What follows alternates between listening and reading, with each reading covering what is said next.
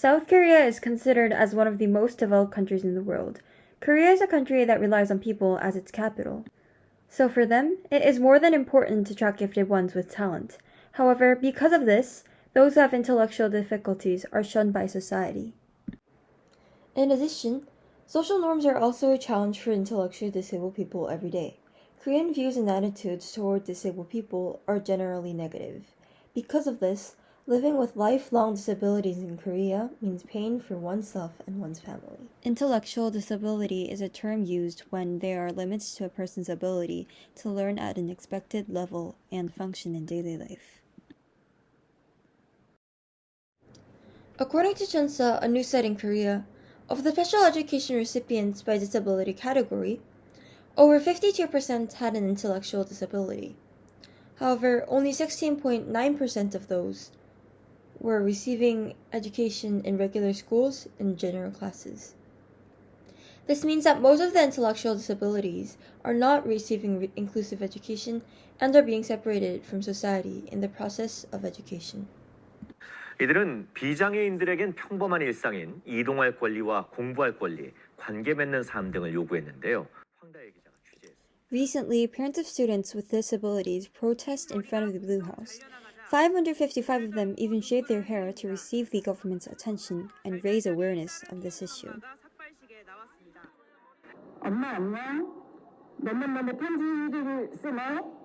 솔직히 삭발하는 거 진짜 싫어. 믿어지기도 않고 인정하기도 싫어.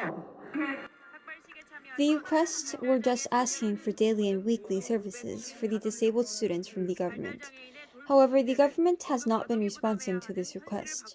There even is a contradiction made here because this shows that students have not been receiving proper education in general schools, which implicitly means that they are not receiving qualified education in any way. Currently, families are the only ones that have the responsibility. The ones without families often are just behind, alone.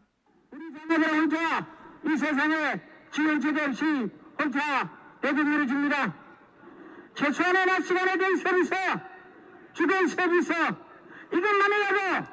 However, it is hard to erase the stereotype of how people think disabled students lower bars for normal classes and disadvantage gifted ones. According to one report on high-achieving students, more than 7 in 10 teachers of these students surveyed noted that their brightest students were not challenged or given a chance to thrive in their classrooms. It is more than just giving students a challenge in classrooms. Gifted programming positively influences students' futures.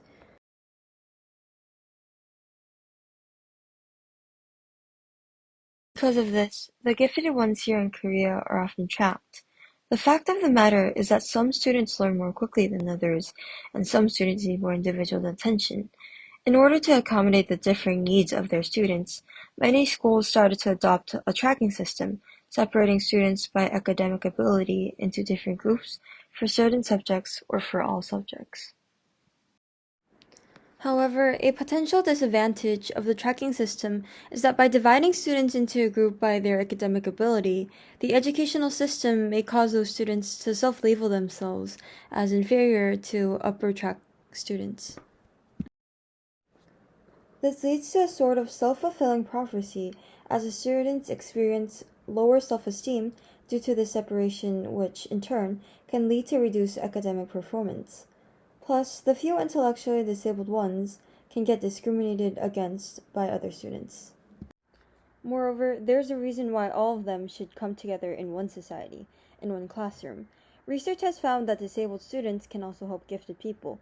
Another important factor in effective inclusive education is the implementation of consistent behavioral support throughout the learning environment. This consistency is essential for the success of students with emotional or behavioral disabilities in the general education environment, but school-wide behavioral support also helps to establish high expectations throughout the school community as a whole. Learning to help intellectually disabled students can help them learn about society, where all types of people exist.